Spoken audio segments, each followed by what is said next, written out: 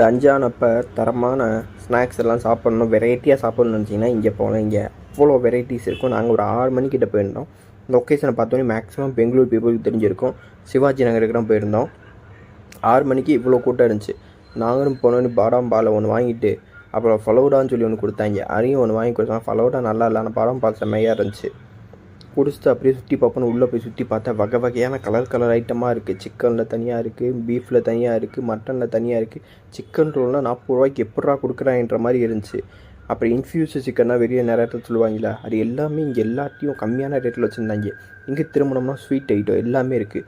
முக்கியமாக நான் இந்த வீடியோ போட்டதுக்கு வந்து அங்கே கோயிலில் இருக்கிற கோயிலோட பேர் வந்து தமிழில் இருந்துச்சு. சிவாஜி நகரை மேக்ஸிமம் பேர் வந்து தமிழ்லேயே இருக்குது. பெங்களூர்லேயே இந்த ஒரு இடத்துல மட்டும்தான் தமிழில் கோயிலோட பேர் இருக்குது. தமிழோட பேரே இங்கே தான் இருக்குது, சிவாஜி நகர் தான்.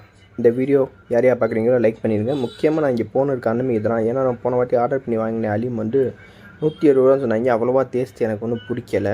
இங்கே 100 ரூபான்னு சொல்லி வாங்கினோம் சிக்கன் அலீம். அல்டிமேட்டாக இருந்துச்சு. இந்த சிக்கன் அலீம் இந்த ரம்ஜான் சீசனில் மட்டும்தான் கிடைக்கும். வேணும்னு நினைக்கிங்க போய் ட்ரை பண்ணி பாருங்கள். இதை வாங்கிட்டு உட்கார கடை இல்லாமல் பக்கத்தில் ஒரு கடையை போய் உட்காந்தோம்னா அவங்க என்ன வேணும்னு கேட்டாங்க. சரி எங்களுக்கு ஒரு சிக்கன் ஒரு பீஃபும் கொடுங்க சொல்லிட்டு வாங்கியாச்சு.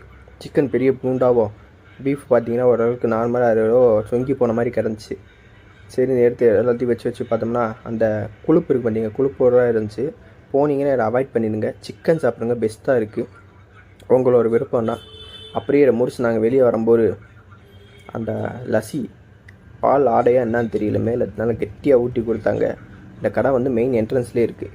அதை முடிச்சு அப்படியே வந்தோம்னா இங்கே வந்து நம்ம ஊரில் அந்த சிலன் போகிறது தான் சொல்லுவோம், அது மாதிரி ஒன்று போட்டு வச்சுருந்தாங்க. சரி எனக்கு ஒன்று கொடுங்கண்ணே சொல்லிட்டு நானும் ஒன்று ஆர்டர் பண்ணியாச்சு.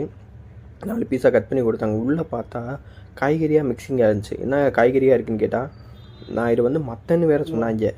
ஆனால் காய்கறியை போட்டு கொடுத்தாங்க. 60 ரூபான்னு. இது ஒன்று மட்டும்தான் வேஸ்ட்டு. அந்த கடைக்கு போய் ட்ரைவே பண்ணாதீங்க. ஏன்னா பிரியாணி வாங்கணும் அவ்வளோ கேவலமாக இருந்துச்சு.